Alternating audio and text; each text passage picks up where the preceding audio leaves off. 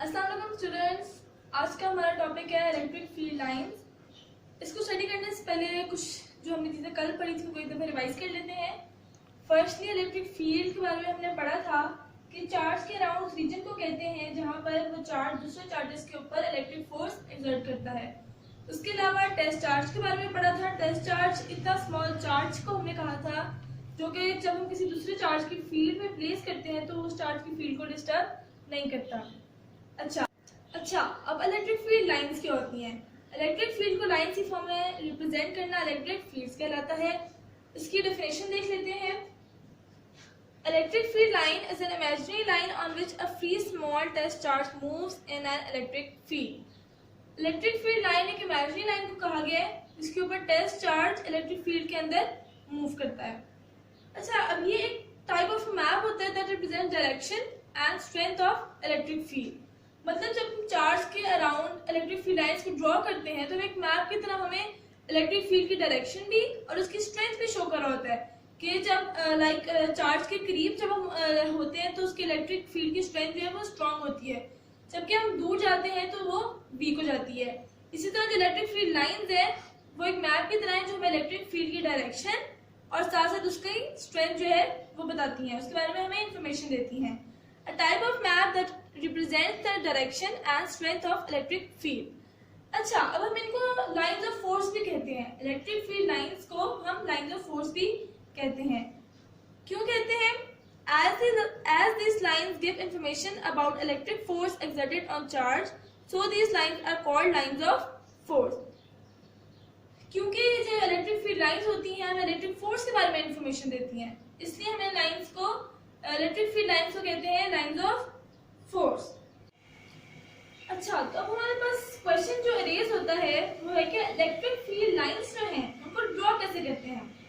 तो इसके लिए मैं एक charge positive charge Q consider करती हूँ, पॉजिटिव चार्ज Q, और इसके इलेक्ट्रिक फील्ड के अंदर हमने प्लेस कर दी है टेस्ट चार्जेस जो कि इक्वल डिस्टेंस पे प्लेस किए हमने। सारे इक्वली डिस्टेंस है पॉजिटिव चार्ज Q से। अब क्योंकि टेस्ट चार्ज भी हमारे पास पॉजिटिव है और जो हमें चार्ज यहाँ पर लेकर आए हैं पॉजिटिव चार्ज वो भी पॉजिटिव है, तो दोनों पॉजिटिव चार्जेस के दरमियान जो हमारे पास फोर्स होगी वो होगी रिपल्जन की। तो जो हमारे पास इलेक्ट्रिक फील्ड लाइंस हैं वो जब डायरेक्शन शो करेंगे तो ऑब्वियसली वो अगर होंगे radially outwards. Electric field line जो है उनकी डायरेक्शन होगी रेडियली आउटवर्ड्स। अच्छा, ये जो पैटर्न मैंने यहाँ ड्रॉ किया है ये 2D है, लेकिन असल में जो इलेक्ट्रिक फील्ड का जो पैटर्न होता है वो होता है हमारे पास 3D। बिल्कुल उसी तरह जिस तरह मैंने कल एग्जाम्पल दी थी आप लोगों को, जब हम एक लाइट बल्ब को रूम के सेंटर में प्लेस करते हैं तो उसकी जो लाइट प्रोड्यूस होती है वो ऑल डायमेंशन में होती है, 3D होती है। इसी तरह जो इलेक्ट्रिक फील्ड पैटर्न है, जो इलेक्ट्रिक फील्ड लाइन्स है वो भी 3 डायमेंशन के अंदर ही प्रोड्यूस होंगी, लेकिन यहाँ पर मैंने आपको 2D फॉर्म में करके दिखाया है। अच्छा, अब हम देखते हैं electric field lines due to a negative charge. जब हम नेगेटिव चार्ज को प्लेस करते हैं और उसके इलेक्ट्रिक फील्ड के अंदर हम प्लेस करते हैं पॉजिटिव टेस्ट चार्जेस। जब हम एक होगा हमारे पास पॉजिटिव चार्ज और एक होगा हमारे पास नेगेटिव चार्ज, तो उनके दरमियान जो फोर्स होगी वो होगी अट्रैक्शन की। तो यहाँ से जो इलेक्ट्रिक फील्ड लाइंस हैं उनकी हम डायरेक्शन जो है वो शो करेंगे रेडियली इनवर्ड्स। अच्छा, अब यहाँ पर जो हम देखना है कि the lines are closer where field is stronger and a farther apart where field is weaker. अब यहाँ पर हमने देखा है कि जो इलेक्ट्रिक लाइंस है वो जहाँ पर क्लोजर है वहाँ पर इलेक्ट्रिक फील्ड की जो स्ट्रेंथ है वो हमारे पास है स्ट्रॉन्गर, और जैसे ये लाइंस यहाँ से दूर होती जा रही हैं एक दूसरे से अपार्ट हो जा रही है, फार्दर हो जा रही है, तो इनकी जो इलेक्ट्रिक फील्ड की जो स्ट्रेंथ है हमारे पास वो हमारे पास वीकर होती जा रही है। अच्छा, अब एक और बात है कि नंबर इस यहाँ से हमने एक और चीज भी देखी है, number of electric field lines per unit area passing perpendicularly through an area give the magnitude of electric field. अच्छा, यहाँ पर अगर हम प्लेस करते हैं एक यूनिट एरिया हमने लिया, इसके अंदर 2 लाइंस ऑफ फोर्स हमारे यहाँ पर पास हो रही है, तो ये हमारे पास ये हमें एक मैग्नीट्यूड दे रहा है कि how many lines of force pass through unit area. अच्छा, अब हम आ जाते हैं हमारे पॉइंट नंबर 3 पे, जो कि है electric field lines for like charges. Like charges मतलब सेम चार्जेस। हम यहाँ पे कंसीडर कर रहे हैं दो पॉजिटिव चार्जेस जो कि हमारे पास इक्वल मैग्नीट्यूड्स के हैं। तो इनकी जो इलेक्ट्रिक फील्ड लाइंस होंगी वो इस तरह शो की गई है कर्व फॉर्म में। अच्छा, अब इनके दरमियान जो एक हमने एरिया देखा है, रीजन मिडल स्पेस जो हमारे पास एम्प्टी है, इसको नेम दिया जाता है जीरो फील्ड स्पॉट, या फिर इसको हम कहा जा सकता है न्यूट्रल स्पॉट। ये जो एरिया दोनों चार्जेस के दरमियान हमारे पास मिडल है, एम्प्टी स्पेस है, इसको हम कहते हैं जीरो फील्ड स्पॉट और न्यूट्रल जोन। और यहाँ पर अगर हम कोई भी इलेक्ट्रिक इंटेंसिटी, यहाँ पर इलेक्ट्रिक इंटेंसिटी की जो वैल्यू है वो भी हमारे पास क्या होती है, जीरो। और the line in region between the two charges seem to repel each other. अब हम आ जाते हैं हमारे पॉइंट नंबर 4 पे, जो कि है electric field lines for unlike charges. Unlike charges मतलब एक पॉजिटिव एंड एक नेगेटिव चार्ज कंसीडर कर रहे हैं। दो ऑपोजिट चार्जेस के लिए जो हमारे फील्ड लाइंस होंगी, जो इलेक्ट्रिक फील्ड लाइंस हैं, वो पॉजिटिव से स्टार्ट होंगी और नेगेटिव पे आके एंड हो जाएंगी। पॉजिटिव से यहाँ से स्टार्ट हो रही है और नेगेटिव पे आके एंड हो रही हैं। और जैसे कि हमने फर्स्ट पॉइंट में भी हमारे देखा था कि जो इसकी स्ट्रेंथ होती है, फील्ड की जो स्ट्रेंथ होती है, वो जितना उसका नियर होगा उतनी स्ट्रांग होगी, और जैसे हम दूर जा रहे हैं तो वो हमारे पास वीकर होती जाएगी। अच्छा, अब यहाँ पर हमने देखना है इसकी डायरेक्शन का। The tangent to the field line at any point give direction electric field at that point. अच्छा, अब यहाँ पर अगर हम टेंजेंट ड्रॉ करते हैं किसी भी पॉइंट पे, तो इलेक्ट्रिक फील्ड की डायरेक्शन शो होती है।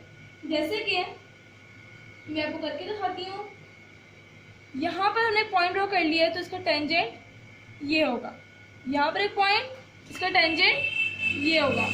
एक पॉइंट यहाँ पर, इसका डायरेक्शन ये होगा। तो electric E1, E2 and E3, तो ये हमारे पास जो टेंजेंट्स हम किसी भी पॉइंट पे शो करेंगे तो वो उसकी इलेक्ट्रिक फील्ड की क्या शो कर रहे हैं हमारे पास, डायरेक्शन। अच्छा, तो अब हम आते हैं हमारे 5th पॉइंट की तरफ, जो कि है electric field lines for oppositely charge parallel plates. अब हम यहाँ पे फील्ड पैटर्न्स देखेंगे दो ऑपोजिटली चार्ज पैरेलल प्लेट्स के लिए। ये प्लेट हमारे पास पॉजिटिवली चार्ज एंड ये प्लेट हमारे पास नेगेटिवली चार्ज। अच्छा, अगर हम इसके मिडल रीजन में देखें, जहाँ पर फील्ड लाइंस जो है वो हमारे पास इक्वली स्पेस हुई है, तो वहाँ पर जो फील्ड है वो भी यूनिफॉर्म है। The field uniform in the middle region where field lines are equally spaced as shown here. अच्छा, अगर हम इसकी जो लास्ट एंडिंग लाइंस है, ये वाली और ये वाली, ये हमारे पास बेंडिंग फॉर्म में है। इस इफेक्ट को हम कहते हैं बल्जिंग इफेक्ट।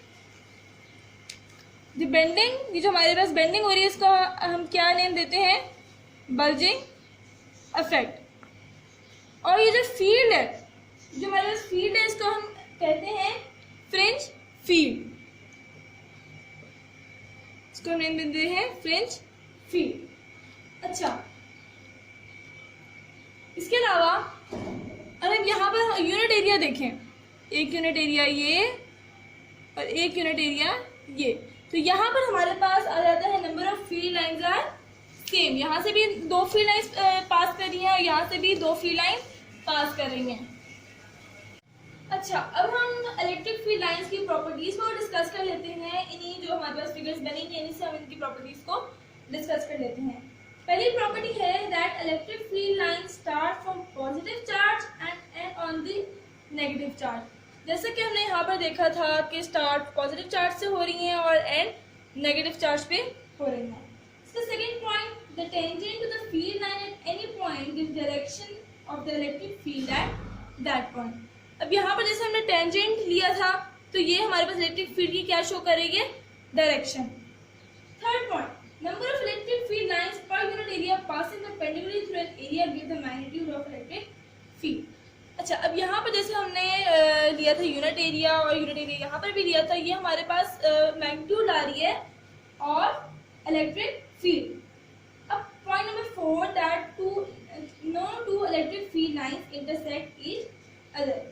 क्योंकि इलेक्ट्रिक फील्ड लाइंस यहाँ पर हमारे पास पैरेलल है, तो इसलिए एक दूसरे को इंटरसेक्ट नहीं कर रही हैं। यहाँ पर भी जो इलेक्ट्रिक लाइंस है वो एक दूसरे को इंटरसेक्ट नहीं कर रही हैं, ये एक दूसरे से बल्कि आगे जैसे इसको लंबा करते जाएंगे एक दूसरे से दूर होते जा रही हैं, फादर अपार्ट हो जा रही हैं। अब हम आते हैं पॉइंट नंबर 5 पे। Electric field lines are parallel and are equally spaced where the electric field is uniform and non-parallel where the electric field is uniform. Electric field lines हमने जैसे कि अभी मैंने आपको बताया था कि एक parallel है और एक दूसरे से equally spaced है। Point number 6, the lines are closer where field is stronger and are farther apart where field is weaker. जैसे हमने यहाँ पर डिस्कस किया था, जितना हम चार्ज के करीब होंगे हमारे पास इलेक्ट्रिक फील्ड जो है वो स्ट्रॉन्गर होगी, और जितना हम यहाँ से दूर जाएंगे तो हमारे पास इलेक्ट्रिक फील्ड की जो स्ट्रेंथ है वो हमारे पास उतनी जाएगी वीकर। अच्छा, अब एक पॉइंट और डिस्कस करना है दैट ये जो पॉइंट हमारे पास no two electric fields intersect with each other. क्यों ऐसा होगा? This is because E has only electric intensity has only one direction at any given point. If the lines cross, electric intensity would have more than one direction, which is physically not possible. अगर हम यहाँ देख लेते हैं, एक हमने tangent लिया यहाँ से, एक मिनट, टेंजेंट हमने एक लिया यहाँ से, यहाँ से, यहाँ से, यहाँ से, एक पॉइंट पे हम एक ही डायरेक्शन जो है हो सकती है, एक पॉइंट पे एक डायरेक्शन शो होती है, और अगर हम इतने टेंजेंट्स बनाते रहेंगे तो हमारे तो उसकी काफी डायरेक्शंस होंगी जो कि फिजिकली हमारे पास पॉसिबल नहीं है। Thank you.